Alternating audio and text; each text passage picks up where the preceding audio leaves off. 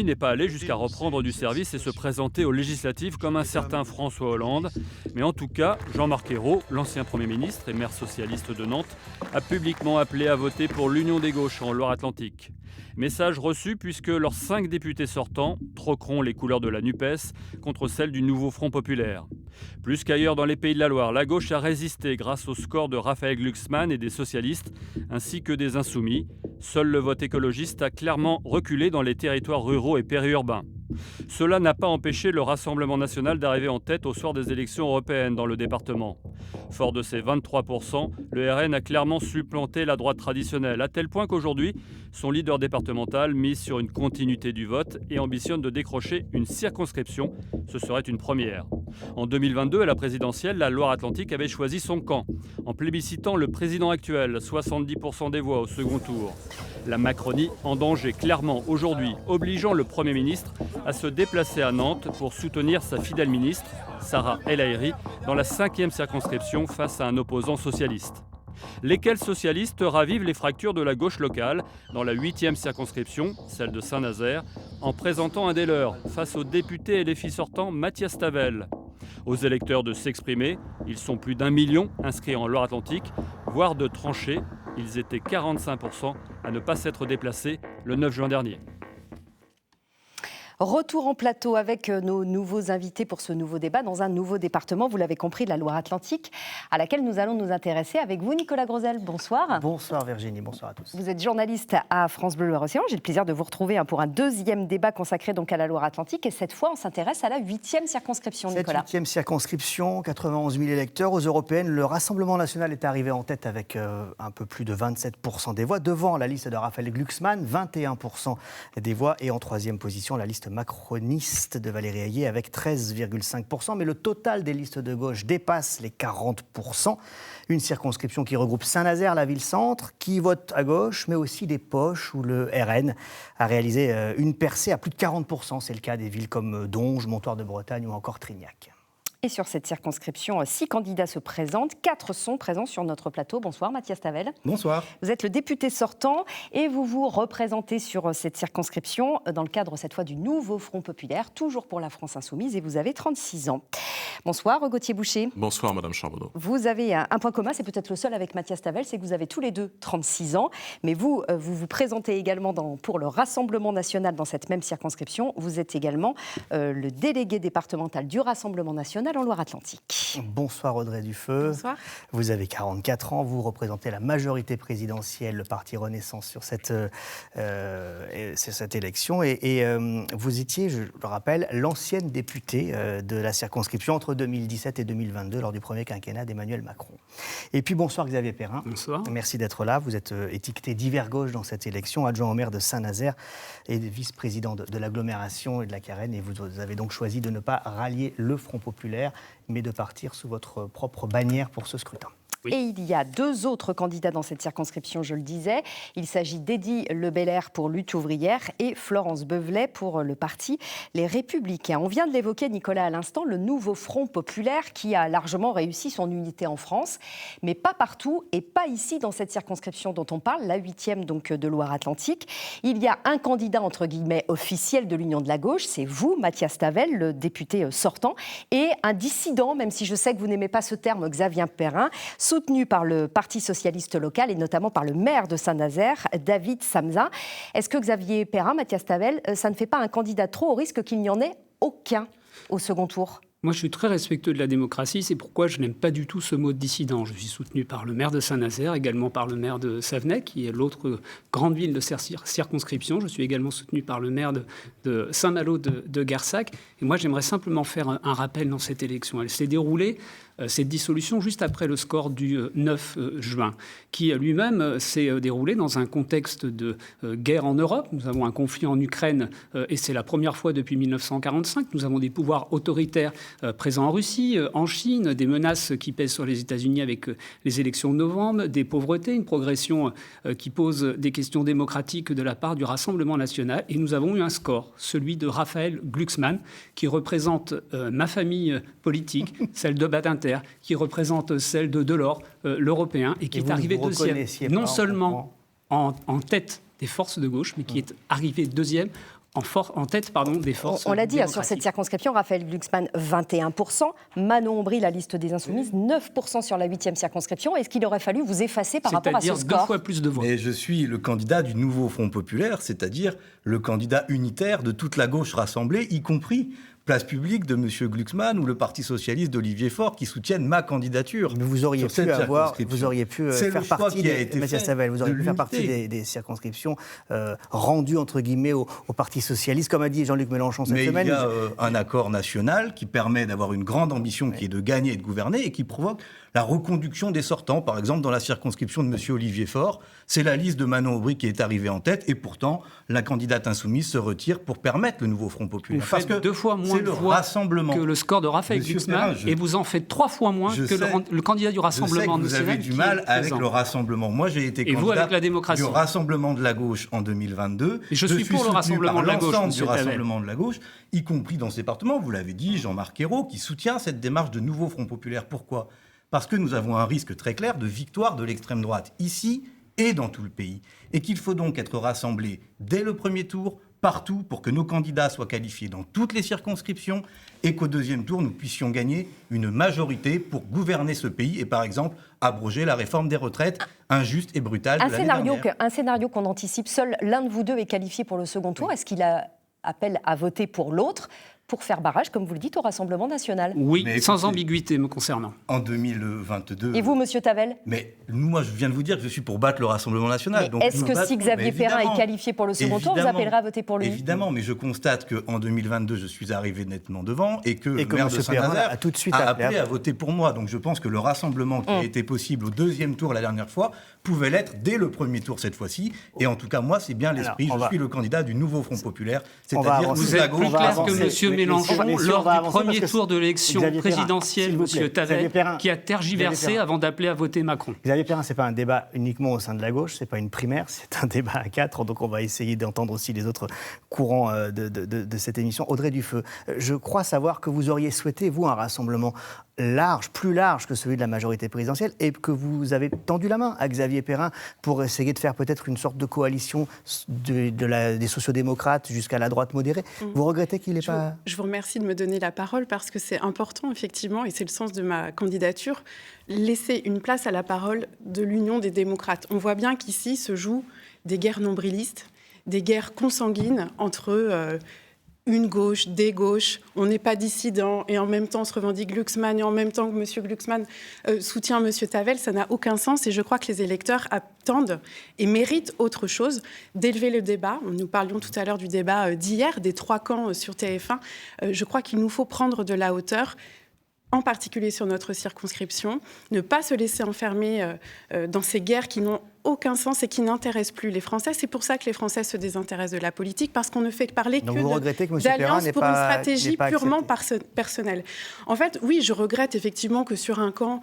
À quel moment vous sur m'avez des- tendu de la main, l'Union, Madame J'ai eu Dufeu? beaucoup d'appels de votre entourage, M. Perrin. Je suis désolé, Je vous ne crois m'avez qu'on jamais aurait pu appelé. Vous ne effectivement m'avez jamais travailler appelé. ensemble. Mais ça, c'est parce qu'il faut être pour cela dans une logique autre que la municipale des 2026. Et je crois que votre candidature ne sert que Madame Dufeu, votre vous ne maire m'avez de pas Saint-Nazaire. appelé. En Et ce le qui me centre que vous concerne, êtes censé rassembler me soutient. je me sens tout à fait légitime à me présenter pour cette élection. J'ai été députée pendant 5 ans. Je représente effectivement cette voie de la modération, cette voie de l'union des démocrates, de la République ensemble. C'est extrêmement important dans ces temps troubles de ne pas nous faire enfermer entre l'extrême gauche qui appelle au chaos et l'extrême droite qui appelle toujours au déchirement et qui souffle sur Vous les appelez en braises déchirement, et Madame les Dufeu. malheurs Vous vous écoutez de parler. la Vos population. propos sont grotesques, Madame. Alors, Monsieur Boucher, justement, Enchantée, on va Monsieur Boucher, de vous Votre retrouver. candidature, J'en suis non. ravie. On va Le vous grotesque, écouter justement, Gauthier Boucher. le On le caractérise précisait, le Rassemblement national est arrivé en tête dans cette circonscription. Et lorsqu'on cumule votre score et celui de Reconquête aux européennes, on dépasse les 31%. Mais cela va jusqu'à 44% en dehors de Saint-Nazaire, à Donge, plus 15 points par rapport à 2019, 40% à Montoire de Bretagne, plus 12 points, mais 22% à Saint-Nazaire, même si là aussi ça progresse. Pour vous, très clairement, c'est une circonscription gagnable pour votre parti ? C'est effectivement une des circonscriptions gagnables en Loire-Atlantique, avec peut-être la 6e et la 9e circonscription. Et nous faisons tout pour convaincre les électeurs que nous sommes légitimes dans ce combat, nous sommes légitimes pour porter leurs intérêts à l'Assemblée nationale. Et je voudrais qu'un peu dans ce débat, on parle des électeurs et des habitants de la région essuarienne et nazérienne. Parlons-en. Et oui, mais pour l'instant, on ne parle que de front républicain, que d'extrême ceci, que d'extrême cela, ou de stratégie municipale pour 2026. Ça n'est pas le sujet. Le sujet, ce sont les électeurs, ce sont les catégories populaires et modestes qui composent majoritairement l'électorat de cette circonscription populaire, ouvrière, et ce n'est pas les petits combats d'appareils partisans visiblement dépassés. Parce que ce n'est pas ici l'élection de partis. Non, madame, nous n'instrumentalisons personne. Nous ne déchirons personne. Vous, madame, vous avez détruit la classe ouvrière par votre politique. Vous voulez détruire l'industrie, monsieur Boucher. Détruire l'industrie, justement, de notre circonscription. Mais bien sûr, tout le monde y croit, madame. Monsieur Boucher, vous voulez parler du fond, parlons-en. Pourquoi les députés du Rassemblement national, dans les 2 ans qui viennent de passer, ont-ils voté contre la hausse du SMIC ?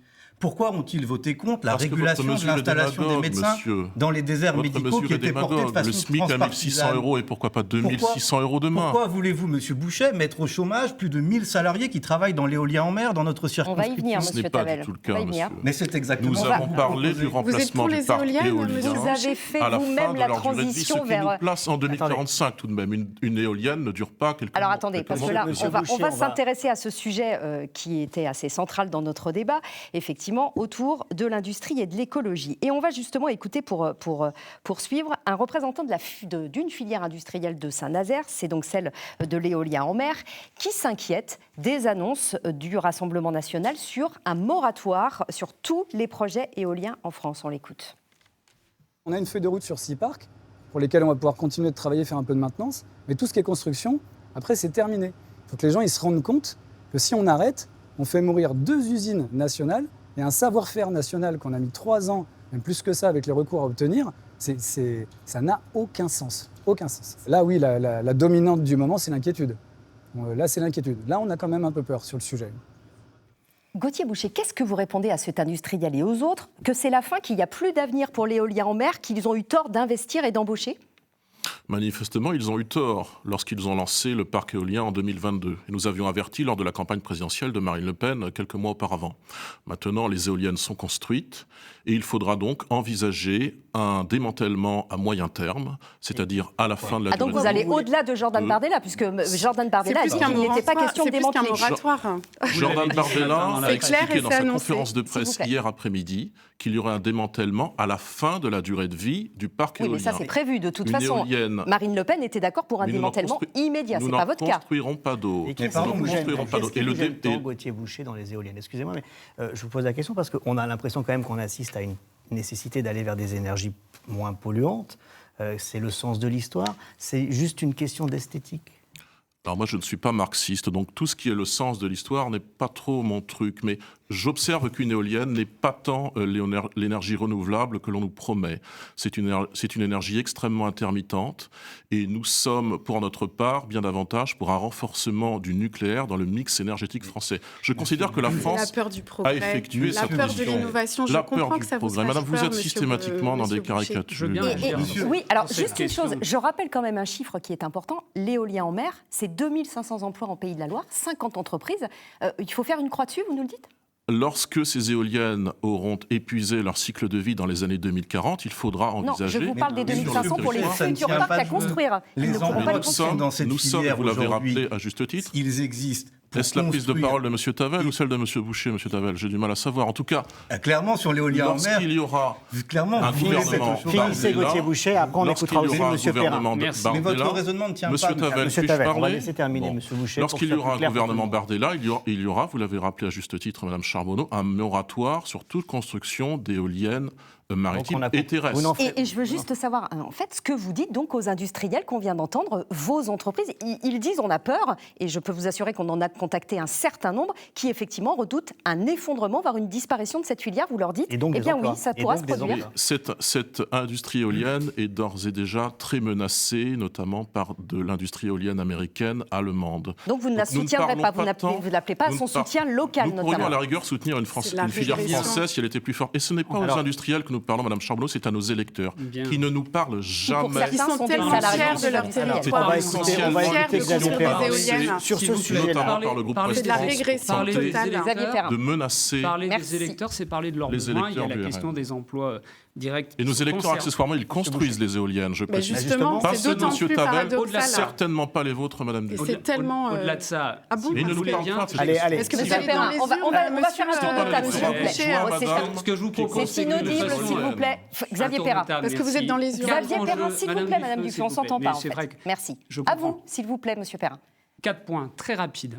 C'est une question d'environnement, je ne détaille pas, on a parlé de décarbonation, on a besoin d'électricité. Sur ce besoin d'électricité, si on veut une réindustrialisation demain, nous avons besoin de produire énormément d'électricité. Si demain on veut s'engager vers les biocarburants qui seront ceux de nos bateaux, qui seront ceux de nos avions, nous avons besoin de beaucoup d'électricité. Et enfin, nous avons besoin d'un destin pour notre port qui aujourd'hui est dépendant à plus de 70% du commerce des énergies fossiles. Et donc, ce n'est pas simplement qu'une question d'éolienne, c'est une question de capacité à répondre aux besoins d'électricité pour transformer notre pays. Je suis pour le mix nucléaire, la présence du nucléaire dans le mix.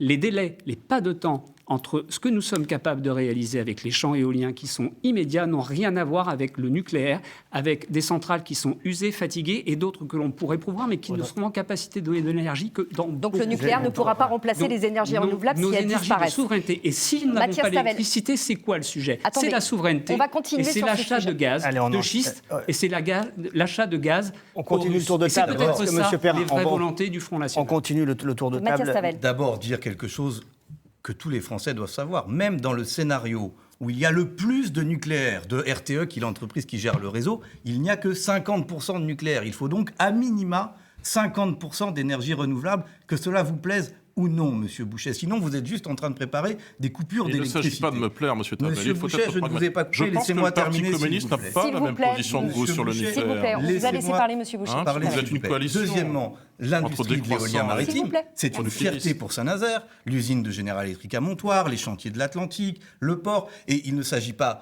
là d'emplois qui sont pour la construction du parc de Saint-Nazaire. Il est déjà construit. Il s'agit d'usines, de gens qui travaillent pour construire des parcs éoliens ailleurs dans le pays et ailleurs en Europe. Et cette filière, elle a besoin de visibilité, elle a besoin de planification, elle a besoin d'être protégée contre la concurrence déloyale, notamment chinoise. on a compris votre Et je pense votre sens. Je voudrais encore- qu'avoir un député qui, Mathias dès le Tavel. 8 juin, connaît ces sujets, les a travaillés et peut accompagner une majorité de Front populaire pour le développer, c'est un atout pour notre C'est territoire. aussi, je êtes pense, aussi d'accord, le cas d'Audrey Dufeu, qui a été députée de cette Mm. circonscription. Vous défendez la politique d'Emmanuel Macron qui veut 50 parcs d'éolien en mer, par exemple, à l'horizon Bien sûr, 2040, et puis 2050.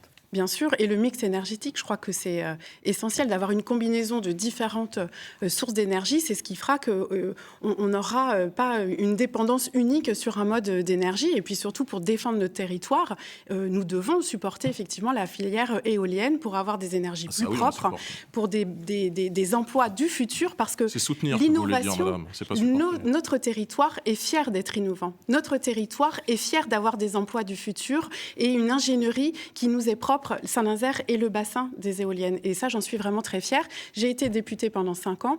J'avais, à l'époque, porté le dossier au ministère de l'Environnement avec François de Rugy, qui était alors ministre, pour débloquer justement ce sujet, pour accélérer le déploiement des champs éoliens. Je suis ravie aujourd'hui que les choses soient sur les rails. La station sous-électrique est partie récemment au large de Noirmoutier. C'est une grande fierté. Et donc, il je faut la crois qu'il conserver serait et l'encourager. C'est ce qu'on dramatique de comprend dans l'arrêter, vos mots. évidemment. Avant de Et refermer... du coup, juste parce qu'on a une situation à l'usine General Electric, 500 emplois qui vont être supprimés cet été, une entreprise qui n'a plus de carnet de commandes après 2026. Moi, j'ai dit très clairement, quand Bruno Le Maire est venu, l'État doit mettre tous les moyens pour garantir que cette usine ne ferme pas, y compris, si ça devait être nécessaire, la nationaliser temporairement. J'aimerais bien connaître votre position sur le sujet, Madame Dufeu. Ce que j'ai à vous répondre, c'est qu'avec les mesures que le Front populaire porte, justement sur des mesures de politique salariale qui sont d'un autre temps, où vous allez totalement brider justement cette capacité et l'agilité des entreprises nécessaires pour pouvoir... L'agilité de General Electric, c'est 500 intérimaires mis à la porte cet été, madame. Mais quand vous portez le SMIC à 1 600 € net, Oui, est-ce que General vous vous posez Electric la a les question moyens. si les entreprises et les TPE, PME qui principalement, par exemple dans Néopolia, travaillent... Mais est-ce que sur, vous êtes plus globalement pour la nationalisation d'une entreprise comme General Electric? Il n'y a pas de sujet avec la nationalisation. J'avais appelé cela, et d'ailleurs ça s'est fait, lorsque les chantiers de l'Atlantique avaient avait été mise à mal. Donc, je ne veux pas rentrer dans le sujet de nationalisation. Parlons-en, Madame Vous êtes donc en désaccord avec Monsieur Le Maire. Je suis d'accord avec Monsieur. On va fermer cette page parce que l'éolien en mer, ça n'est pas la seule. Protéger les chantiers de l'Atlantique. Il y a un sujet. Nous parlons ici d'élections nationales, il y a un sujet d'indépendance qui est extrêmement important. Je suis d'accord avec Mathias Tavel que s'il est nécessaire à un moment de préserver cette compétence et ce lieu de production sur les nacelles, il faut réussir à le faire. Vous parlez des chantiers de l'Atlantique. Heureusement qu'il ne faut pas être député sortant pour avoir une légitimité à s'exprimer dans ce débat. Ce sont les élus locaux, madame, qui, contre votre gouvernement, se sont mobilisés pour que les chantiers ne soient pas vendus à l'italien Fincantieri, qui entretenait des liens avec la Chine. Nous l'avons obtenu contre le département, la teneur des conversations que j'ai eues avec Monsieur le maire sur le sujet. Et nous l'avons obtenu contre l'Europe. Vous savez, Monsieur Perrin, il ne suffit pas d'aller couper des rubans en tant qu'adjoint au maire pour se prétendre légitime sur les sujets. On va travailler, si vous voulez bien. On va avec Bruno Le Maire. La réalité, c'est que sans la mobilisation des élus locaux, aujourd'hui, les chantiers... Monsieur Perrin, s'il vous plaît, parce qu'en fait, on ne peut pas s'entendre. D'attribuer des brevets de légitimité. Monsieur Perrin est autant légitime que vous, comme tout le monde ici sur ce plateau. Bon, on va continuer sur ces sujets à la fois d'écologie, s'il vous plaît. Monsieur Boucher, vous ne m'intimidez pas, je connais vos méthodes. Ni ne m'intimider. On va continuer peut-être. On va poursuivre sur effectivement ces thèmes qui partent de l'écologie, puisque les éoliennes en mer, c'est de l'économie, c'est de l'industrie, c'est aussi de l'écologie, on l'a évoqué, avec cette crainte quand même qui se porte quand on parle d'écologie et de santé sur ces chiffres. La surmortalité à Saint-Nazaire, avec ces chiffres effrayants, ceux de l'ORS. Un taux, l'ORS, qui est de l'Observatoire régional de la santé, qui note un taux supérieur de 28% à la moyenne nationale de mortalité, 42% de plus pour les hommes de moins de 65 ans. En fait, si on regarde bien, les hommes sur ce territoire de la Carène ont une espérance de vie diminuée de 2 ans et demi par rapport à la moyenne nationale. Quand on met ces chiffres-là sur la table, on ne peut pas faire comme si on ne savait pas. Audrey Dufeu, par exemple, vous qui êtes en plus sensible sur ces questions. Je connais extrêmement bien ce dossier que j'ai porté à bras le corps lorsque j'étais députée. Effectivement, c'est extrêmement inquiétant d'avoir un taux de mortalité prématuré, en particulier chez les hommes de moins de 65 ans, mais les femmes sont aussi touchées. Cette mortalité, elle s'explique par un taux de cancer plus important. Et derrière cette question-là, et je crois que ça fera aussi partie des éléments du débat, se pose la question de l'accès aux soins et de l'accès à la prévention sur les politiques de dépistage du cancer. J'ai soutenu l'hôpital de Saint-Nazaire. J'ai travaillé avec l'INCa, l'Agence nationale du cancer, sur la question, parce qu'il faut sensibiliser extrêmement précocement les populations, et en particulier sur certains cancers, et là en l'occurrence ce sont les cancers ORL qui impactent le plus cette mortalité prématurée, pour que les gens se fassssent dépister et apprennent à prendre soin d'eux. J'avais porté un projet de 2 millions d'euros avec vous avez été aux commandes de cette circonscription, enfin aux commandes entre guillemets, pendant 5 ans, et que les chiffres, ils ont continué à s'aggraver. Ça veut dire qu'on n'a pas fait assez fort. Mathias Tavel, vous êtes, député depuis 2 ans. C'est le temps long, la prévention. Très long. On ne peut pas avoir de politique court-termiste sur une politique de prévention. On a l'impression qu'il y a une sorte d'impuissance des pouvoirs publics quand même à faire changer les choses. Il y a un éléphant dans la pièce, c'est que régulièrement, à intervalles réguliers, Madame Dufeu, dans le mandat précédent, la préfecture, il y a peu, essaye de faire croire que tout cela ne serait qu'une affaire d'alcoolisme et de tabagisme. Mais ça, c'est parce que vous organisez des apéros pendant votre campagne. Excusez-moi, mais venez demain, je pense que la promotion de l'alcool, ça ne devrait pas faire partie du débat politique. Donc, qui vous dit qu'il y aura de l'alcool et qu'on en fait la promotion?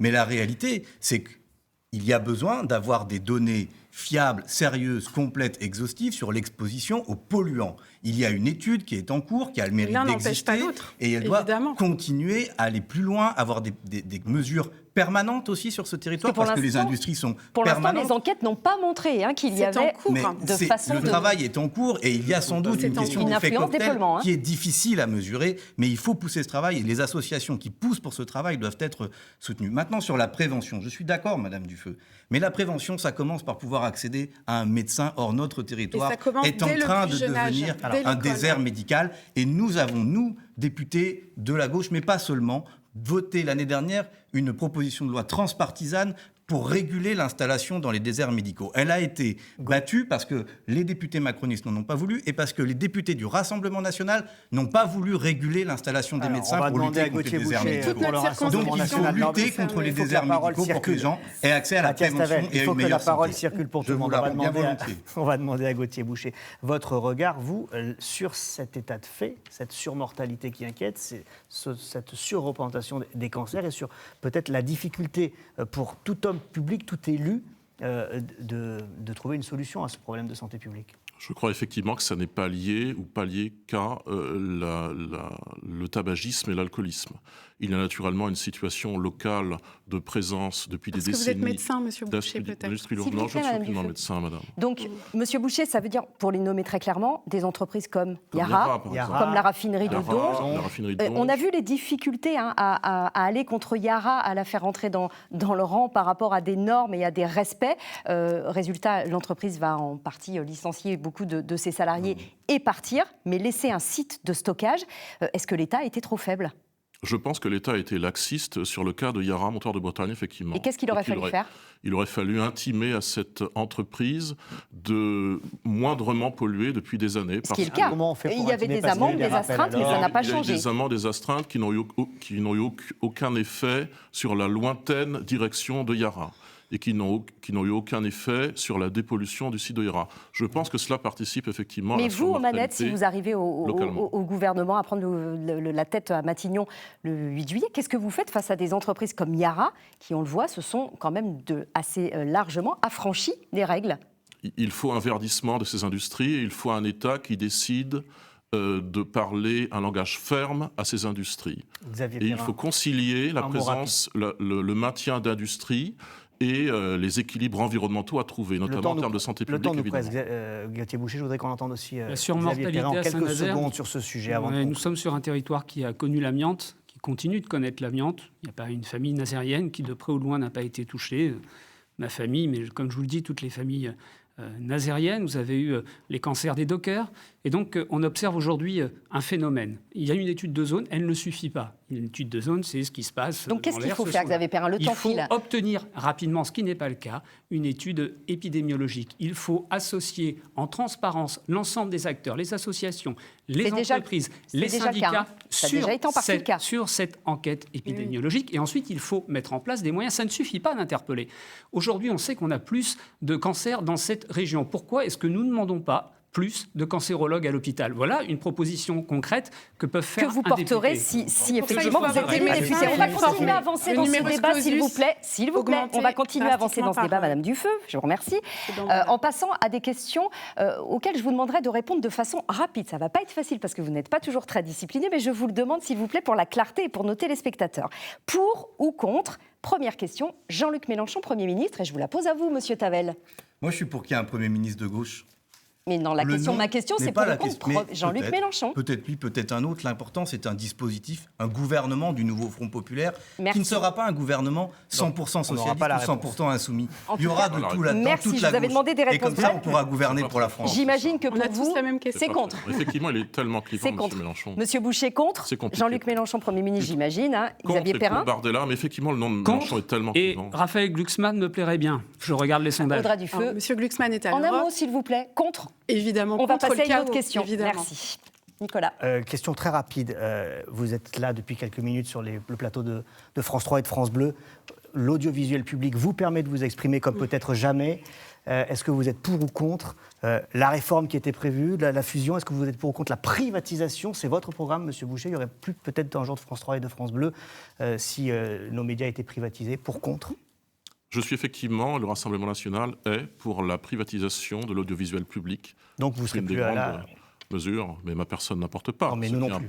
Nous non plus. Si, Xavier Perrin, peut-être qu'il sera toujours là, mais qu'il n'y aura que lui. S'il vous plaît, pour ou contre, Xavier Perrin? Donc je suis contre justement pour qu'il n'y ait pas que certains représentants, mais que la démocratie puisse continuer sur vos plateaux. Je suis archi contre. Et le débat d'opinion. Et Mathias Tavel? Contre la réforme qui était portée par le gouvernement et contre la privatisation, parce que moi je défends les services publics partout, y compris dans l'audiovisuel. Merci à vous pour ces deux pour ou contre. On en avait un dernier, mais on n'a plus le temps. Le temps passe trop vite. Et il faut en garder pour vos conclusions. conclusion. On vous a demandé à chacun de préparer une carte blanche. Voilà, c'est 30 secondes pour chacun d'entre vous. Nous avons tiré au sort cet ordre et il vous a désigné Monsieur Boucher pour commencer.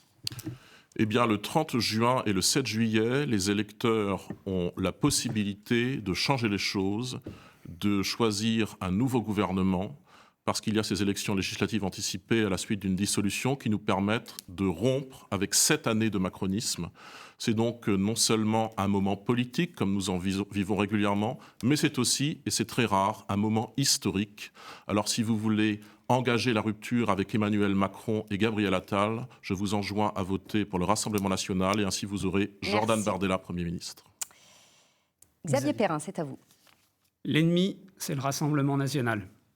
Pour le battre, vous n'êtes pas obligé d'avaler les couleuvres de Macron au premier tour et vous n'êtes pas obligé d'avaler la couleuvre de Mélenchon au second. Ma candidature, elle incarne l'espoir qui a été porté par Raphaël Glucksmann lors des élections européennes et elle permettra de rassembler largement au deuxième tour pour pouvoir battre l'extrême droite. Vous aurez alors un député qui ne choisira pas Jean-Luc Mélenchon comme Premier ministre. Merci Xavier Perrin. On ne commettra pas avec l'extrême droite. 30 secondes de conclusion d'Audrey Dufeu. Eh bien, j'invite les électeurs le 30 juin prochain et le 7 juillet à voter pour l'Union des démocrates, défendre les politiques humanistes, défendre les valeurs de notre République, liberté, égalité, fraternité. Je souhaite préserver à l'Assemblée nationale notre système de sécurité sociale, notre système de solidarité. Ne tombons pas dans la facilité de l'appel au chaos des extrêmes, qu'elles soient de gauche ou de droite. Il nous faut nous rassembler. Merci Audrey Dufeu. Et on termine avec vous, Mathias Tavel. Eh bien, avec le nouveau Front populaire, dont je suis le candidat ici, vous pouvez faire le choix d'abord de l'unité de la gauche, toute la gauche qui soutient ma candidature, mais aussi l'unité de la France. L'unité de la France en rejetant le racisme et le sexisme de l'extrême droite, et l'unité de la France en rejetant l'injustice de la politique d'Emmanuel Macron que propose de continuer le Rassemblement national. Vous pouvez au contraire faire le choix de l'unité, de la justice, de l'écologie et de la démocratie, et pour ça, c'est le nouveau Front populaire. Merci beaucoup à vous sur ce plateau. Merci beaucoup Nicolas d'avoir co-animé ce débat d'avant-premier tour. On va s'intéresser à présent à un nouveau département. Vous allez retrouver à nouveau Maxime Jaglin, cette fois avec ma consoeur de Ouest France Jeanne Hutin, pour parler de la Vendée. Focus sur la politique dans le département tout de suite.